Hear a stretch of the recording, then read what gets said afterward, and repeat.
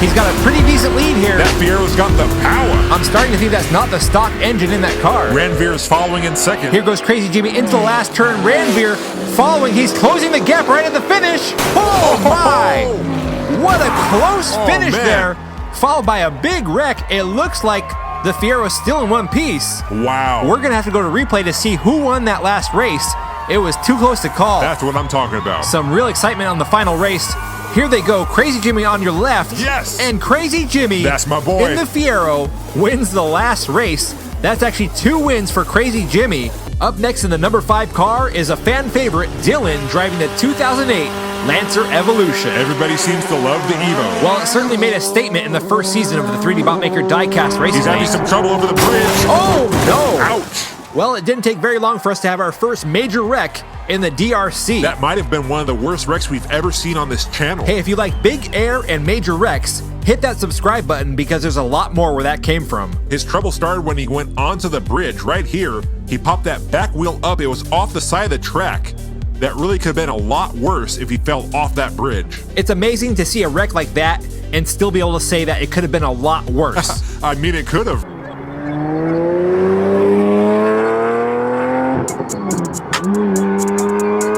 First race goes to Mickey Fumes driving in Mr. Toad. Ouch! I know this is street racing, but you've still got to obey that stop sign. Mickey Fumes driving Mr. Toad gets a track time of 17.580 seconds. Delbridge with a huge lead as he approaches the final turn. He's got no one in his rearview mirror. I don't think anything can stop him in that car. Oh! Except for that wall. Delbridge driving straight into that divider. It sends him airborne before he's pummeled by the rest of the drivers. Man, it is brutal out there. You know, we may be at a new location, but the drivers seem to be the same. They still don't know how to use their brakes. I'm not sure if Delbridge is conscious after that, but he does pick up the win. Look at that. Oh, man. Have you ever seen a Ferrari like that? You know, that is a first, but I'm sure it's not going to be the last in this Ferrari tournament. Here comes the doctor to add insult to injury, and then it's just a chain reaction after that. He's making it around the last corner, and this race will go to the Leviathan, driving in Bluetonia. Here comes Valerios. Whoa! Oh my goodness. Valerios Wow. Draken Rouge coming in way too hot, and he takes out the traffic sign. He's getting billed for that. Oh, that's for sure. Hey, Susan. Yeah, we need to bill Valerios Draken Rouge. It doesn't matter if you're a race car champion, you still have to do your job. That's why we hired you. Again. Although it's not like anyone actually paid attention to that sign at the intersection, but... And here's that wreck by Valerios Draken Rouge. Drifts off to the side left, hits the wall, and then flies right into the stop sign. That was a big hit. Man, I hope that sign's okay. He's in the Pepsi car. Kevin Rose makes a move, passes Marino to take 3rd place. Camille currently in 2nd with that Juicy Fruit car, and there we go. Oh yeah. I mean, that's what we're waiting for. We told you so. LJ Racing picks up his first win on his roof, of course. That's what happens in Mopar Madness. I think it was Mr. D who first slid across the finish line on his roof back in 2018. Well, LJ Racing wasted no time keeping that tradition. He almost came to a complete stop, but look at the help from Camille and Kevin Rose. A very close finish. Right there's your finishing order. LJ Racing, Kevin Rose, Camille, and Marino. Hey, it's nice to see drivers helping each other out on the track. Inside with Robert Leviosa on the outside. Again, it's pronounced, you know what, it's not even worth it. Alonso Torres with the lead going into the canyon. Leviosa not far behind. Uh-oh, he's off the track. Leviosa closing in. Oh! Whoa, he just smashes. Oh, man. Alonso Torres through the hay bales past the finish line. That's going to add another 5 points to Alonso Torres' score. Another disappointing race for Leviosa. He only adds 3 points to his score in this entire round. You can see right there, Leviosa was going full speed ahead. He really had nowhere to go once Alonso got sideways in front of him. And unfortunately for him, he ended up pushing his competition past the finish line. Clinging through that 2nd corner as they approach the 3rd. They make it around the last corner and on their way to the finish line. And the FGC family will pick up their first win. Whoa! Watch out! A rough finish for the first race as James Kirk goes flying into the camera. The FGC family is upside down too. We haven't seen a bad wreck like that down here in the intersection for a while. Let's take a look at the replay. Here comes the FGC family. A huge win for them, and that is a fast time, 16.906 seconds. Wow, that was a hard hit. Right there's the point of impact. Cole Williams then comes crashing in, and there's Nasuka to finish things off. Man, you hate to see that happen. Let's watch it again. Here comes the boom! Wow, right into the camera. Man, a wreck like that is just, it's hard to watch. Let's see it again from the sky cam. Here it comes. Boom shakalaka. Wow, really? Are we bringing boom shakalaka back? I didn't know it left. I haven't heard that phrase since the 90s. NBA Jam. Yep. Thelonious pulls ahead in second. Mad for Robots in the lead going around the last corner. Come on, Chetty, you can do it. And Mad for Robots will take the win. Oh! Now that is some sharp cheddar. Wow, a rough finish for Golden Cheddar. Not only does he not advance on to the next round, but that golden Camaro appears to be total. Oh man, the cheese fans around the world are in mourning. Here it is again. Now that wreck right there was actually pretty spectacular. Hey, if you're gonna go out in style. Let's see it again. Boom. I'm not sure what was going on right there. He just seemed to drift off to the right as he went through the intersection. Let's analyze it from the sky cam. Here's the dismount. And he almost actually landed it on his wheels. He just over-rotated a little bit too much on that twist. And there's a drift. And Dom Drift King Jr. Woodley will take up his second win for the night. That's some solid racing by the Drift King. Uh-oh, wait a minute. Oh no. What happened to King Yardy? Where's Susan? Susan! This is way too soon. We just lost. Susan! McClyde not too long ago in that exact spot. I mean, look at that. Did you find the waiver? There's his memorial. I mean, I guess we could add another cross right next to that one. How did we not have him sign a waiver? King Yardy, though, he was so young. You had one job. You know, I just got to know him over the last 100 jobs, but still. 2 races tonight, and I mean, It's gotta be in there I somewhere. really felt like we developed a special bond there. Looking. So, you know, I'm taking this hard. You know, it's Okay, so unfortunately we have some bad news on the status of King Yardy. We can't find his waiver. the waiver. The man's dead, and you're worried about a piece of paper. Yeah, we can't sell merch without it. Oh, for real? Somebody better find that thing. Hello? Oh, really? Well, I guess that's kind of good news. What was it? Good news and bad news. King Yardy is fine. He was wearing the 5-point harness that we mandated after the McClyde incident. Oh, that's great news. What's the bad news? We still can't find his waiver, and he's already back at the top of the mountain, ready to race. It's going head to head. My money's on the Alpine. That car is low to the ground, and he had that amazing big air in the first. Whoa, what's going on there? Gutierrez switching lanes. Oh, and he's got a major wreck at man. the beginning of this round. Whoa. What a way to start things off. Both drivers upside down. I think they made contact while going over that first jump. That was a bad wreck. Yeah, that's a rough way to start off this round. Here's another look at that. Andres Gutierrez going over that middle divider. Right here. Ooh, yeah. Oh, man. Harry Recker just plowed right into him. Harry Recker certainly living up to his name right there. Look at that. The cameraman just barely getting out of the way. Did Andres Gutierrez's car hit a spectator? I think he did. Oh, no, not again. Here's another look at that. Here it comes. Oh, and he Ouch. hits, right in the head. Wow. Oh, man. That's going to leave a mark. I want to assure everyone at home that those people did sign a waiver, so everything's going to be just fine. Well, that's great, but are they actually okay? We've got the track crew out there working on them right now. Where's the medic?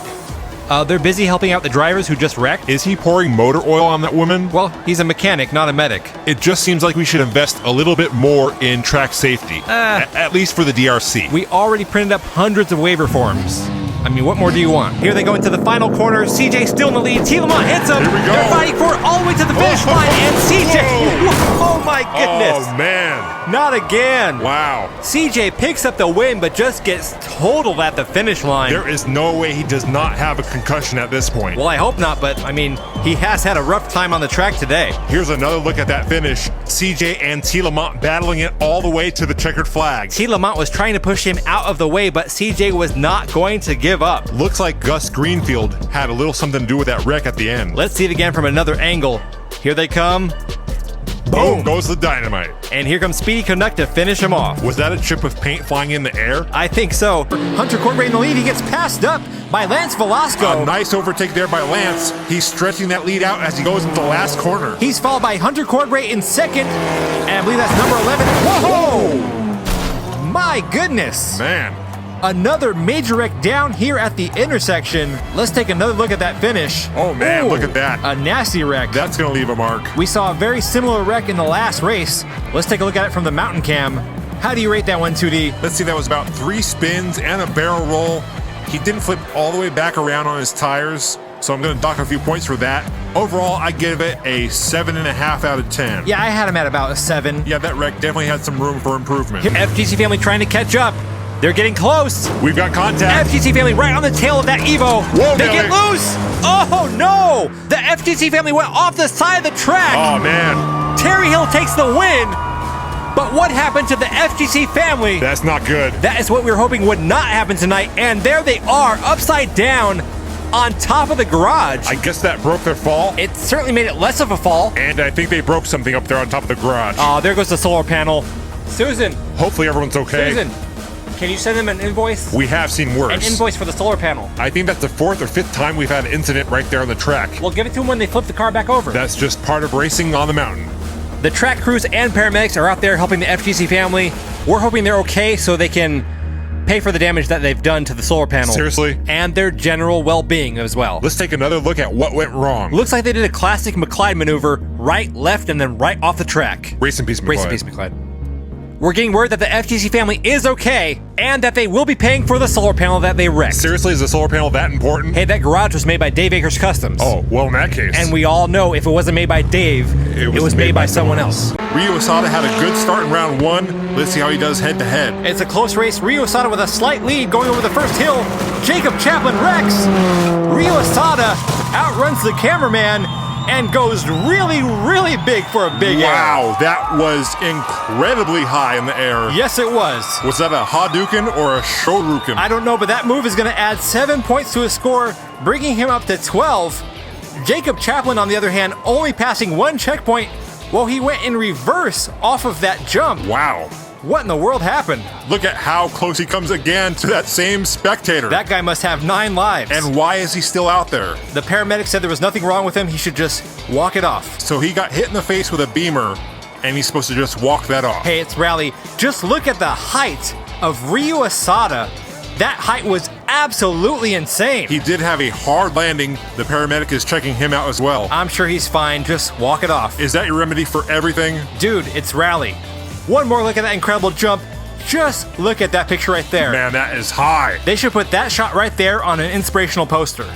Good news, Ryo Asada has walked it off. He's followed by CJ and Speedy Canuck. Gus Greenfield all the way in the back. Exactly where he should be. Whoa! What in the world was that? T. Lamont crashes into a car on the track. That looked to me like CJ's car, and it is. But how did he get down here on the track? T. Lamont was in the lead the whole time. Is there a shortcut we don't know about? I don't know. We're going to have to look at the replay on this one. Keep your eyes on the gray car. That is CJ. Oh, he's off the side. Whoa. Ooh, it looks like he took the McClyde shortcut. May he race in peace. Race in peace, McClyde. Here's a look from a different angle.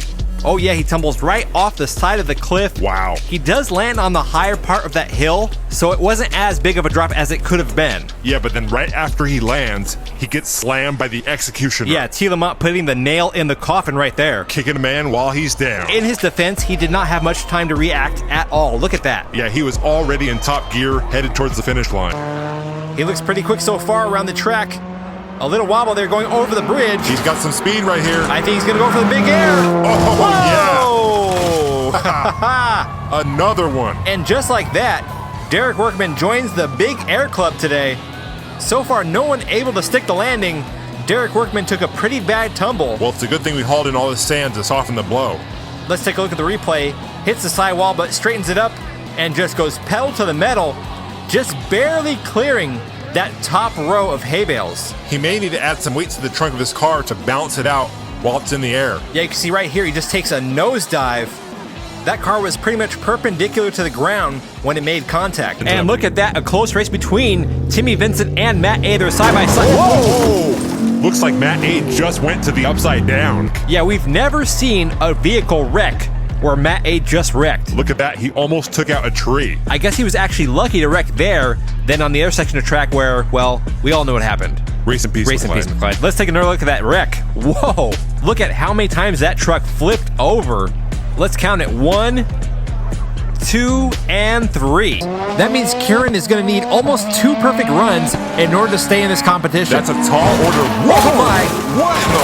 Okay, that was not expected. That was insane. Stephen King with, dare I say it, the worst wreck of this competition. Yeah, that was definitely the worst wreck. I mean, that's like a Gab Formoso level wreck. Rest in peace, little buddy. I think he's still alive. Oh, well, that's great. Superman Stephen King upside down on his roof, propped up over on that Dodge Power Wagon. Let's try to figure out what exactly went wrong going into that hill.